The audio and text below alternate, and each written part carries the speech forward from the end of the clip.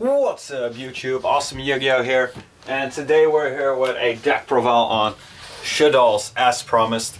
Probably the best deck of the format right now. It's gotten some YCS stops, and this deck has a lot of different options and how to build it. I went with the artifact build, as you will see in this video when I show you the deck list. Mostly because I think it's the best defensive option for Shaddoll's, and I kind of like the defensive approach with this deck. But of course there are a lot of different options. The dragon option, which is better in OTKing your opponent. We've seen a blue eyes running around, thunder dragon. Just a lot of different options this deck has. I'm going to show you this one now. I might do a different list somewhere in the future, but we'll see about that. For now, let's get into the profile. Of course, you have your standard triple Shaddoll beast.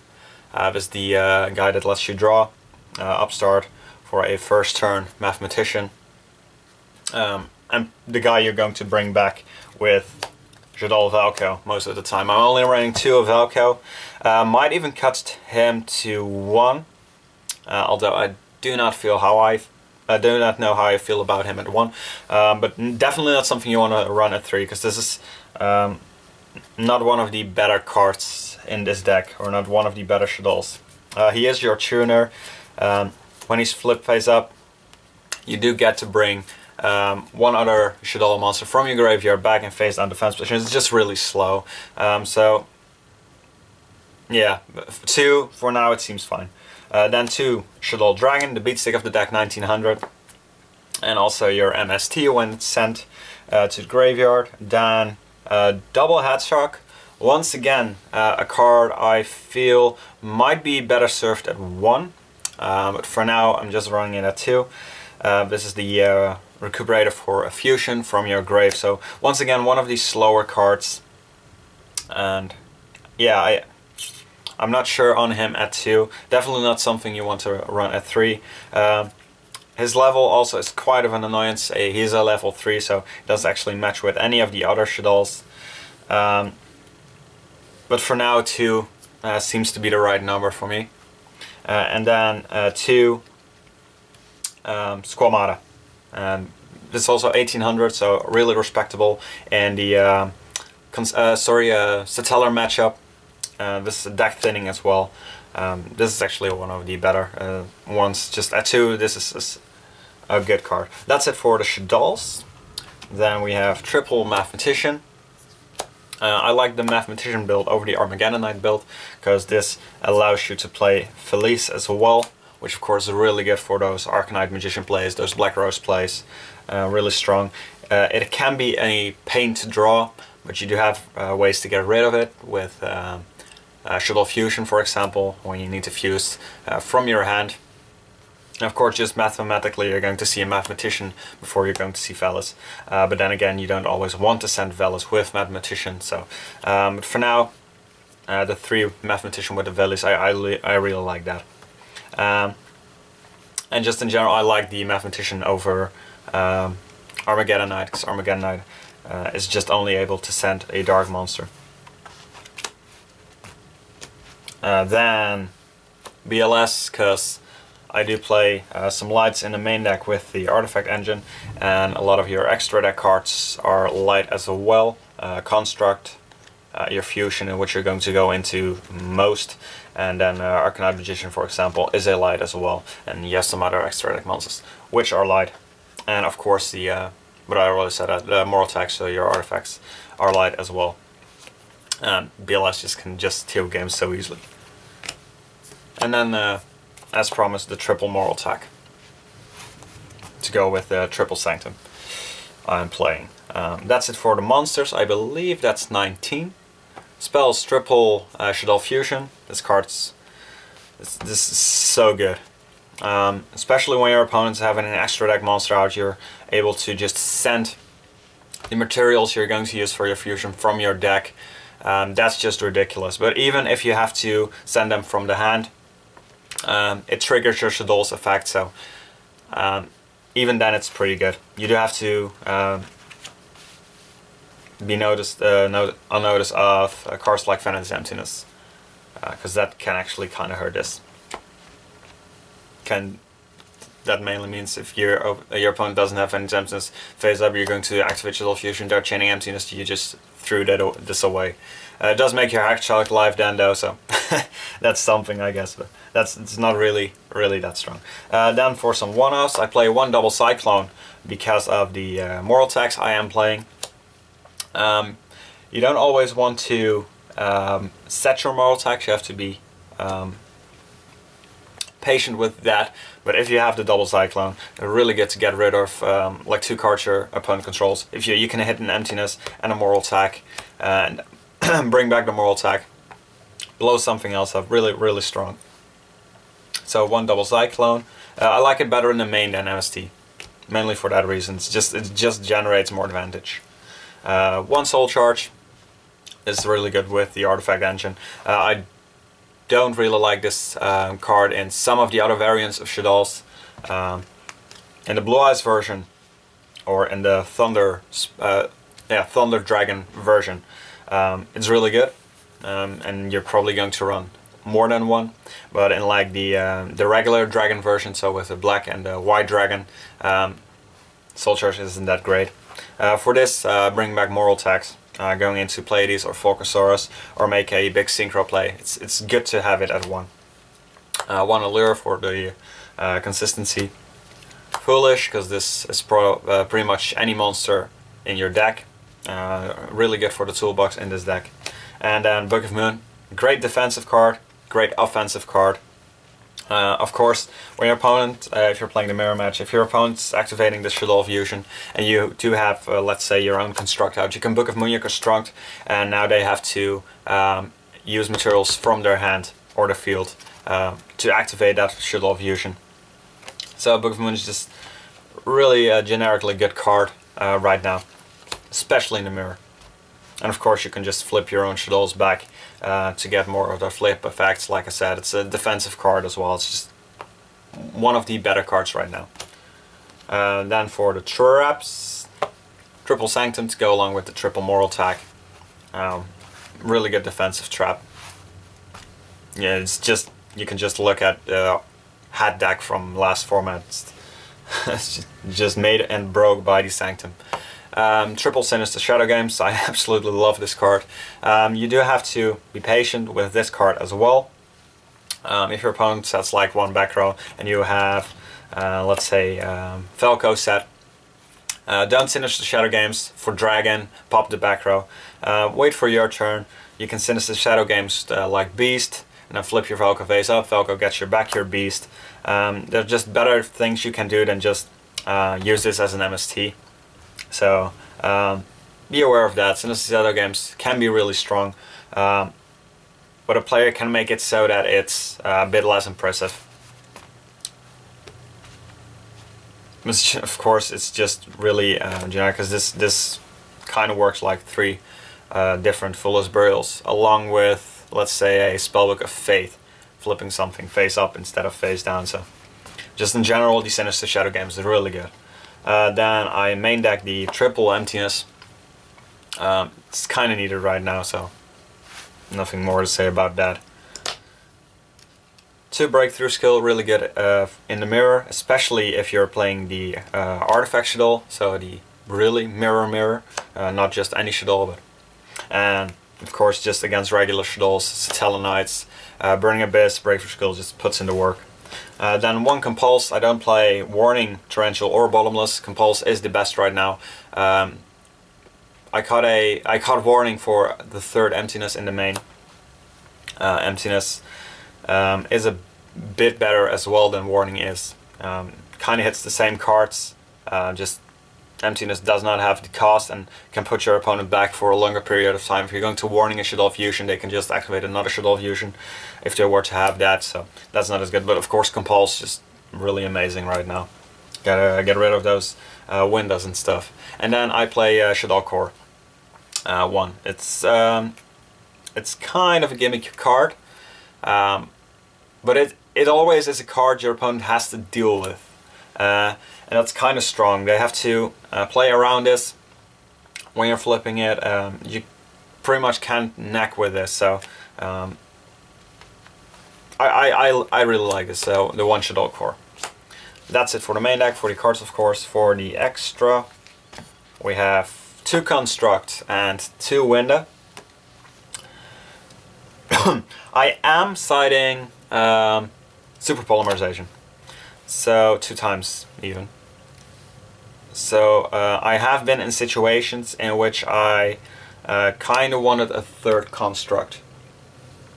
So most of the time 2 and 2 is fine. You don't need any more. But I might go to triple Construct and then just 2 Windas, and then probably cut one of my rank 4 or rank 5s. Maybe one of the level 7 synchros. But generally, like 90-95% of the time 2 and 2 is fine. So 2 Construct, 2 Winda.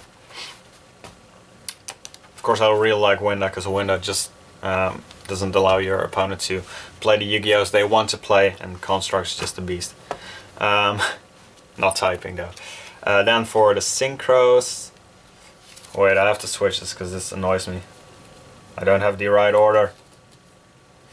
Let's see, I want it like this. So 1 Armades for our level 5. Absolutely ridiculous in a mirror match, really good. Goyo as level 6. This Goyo can still steal games.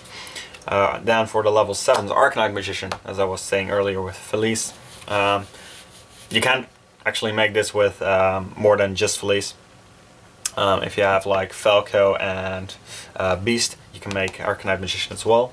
Then Michael. Of course, you can make this with Felice as well.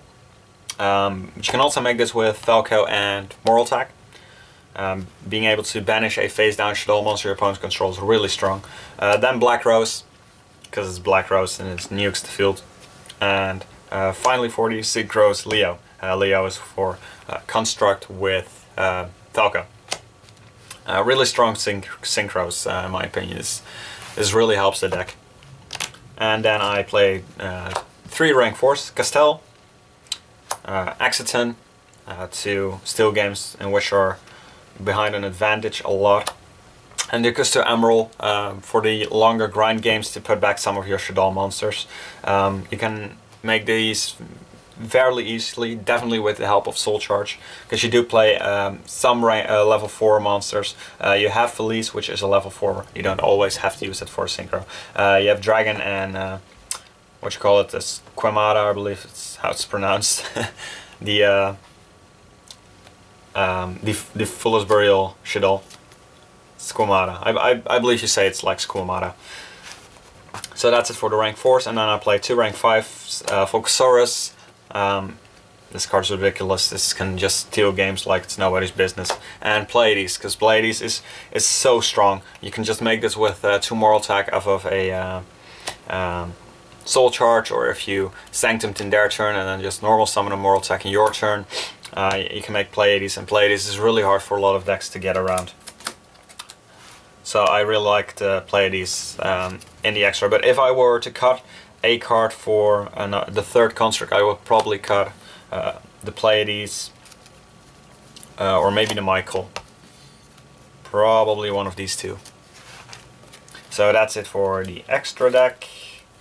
Then for the side we have double Lila. Really good for those shadow mirrors, because of course Lila is a light and she does not care about those shadow mirrors. Mainly for that. Also, of course, it's good against the Out of Floodgates, Dimensional Fissure, Macrocosmos, or Soul Drain. But it's just a really easy out against all of those. Then triple MST.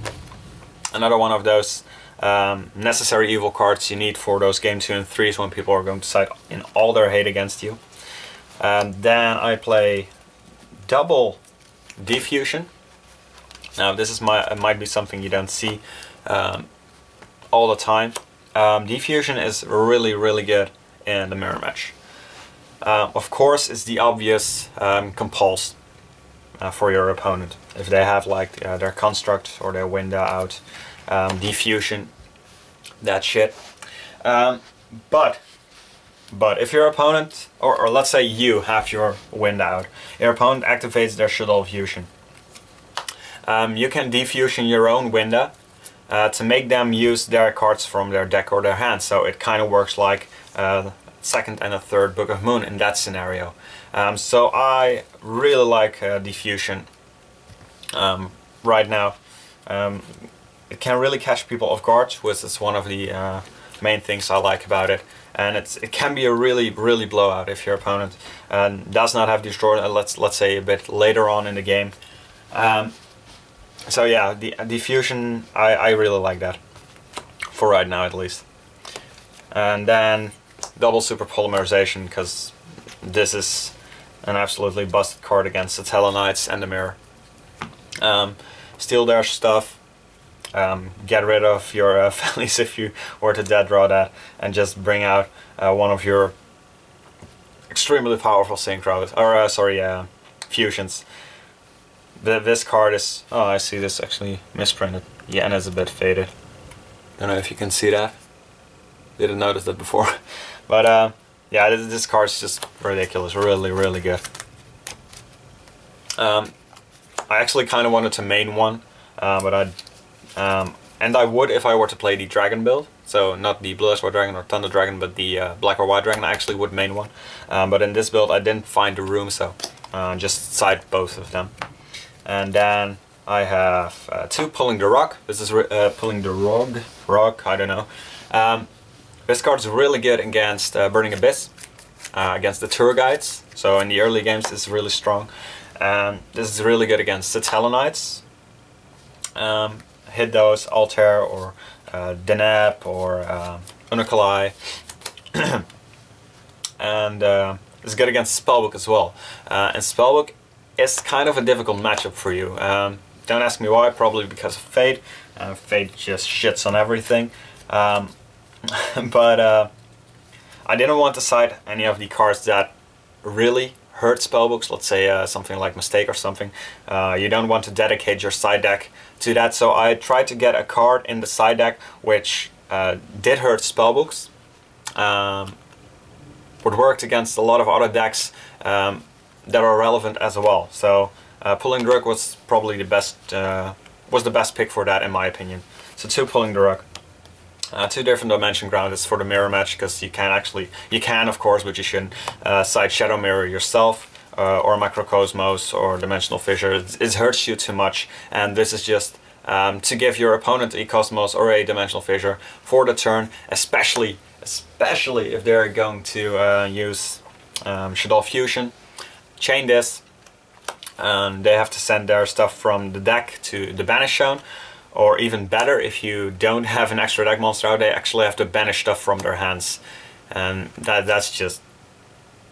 it's kind of unfair even. So yeah, this is just a Macrocosmos for your opponent's turn only, and that's really good. So 2-dimensional Fissure. And then I side Malevolent Catastrophe and Full House. Malevolent Catastrophe, of course, extra good because you do play the artifacts, so you can just set like a Moral Tag and your Malevolent Catastrophe, blow everything up, your opponent loses his entire back row, you can actually special your own Morale Tag, maybe even blow a monster up if they have one.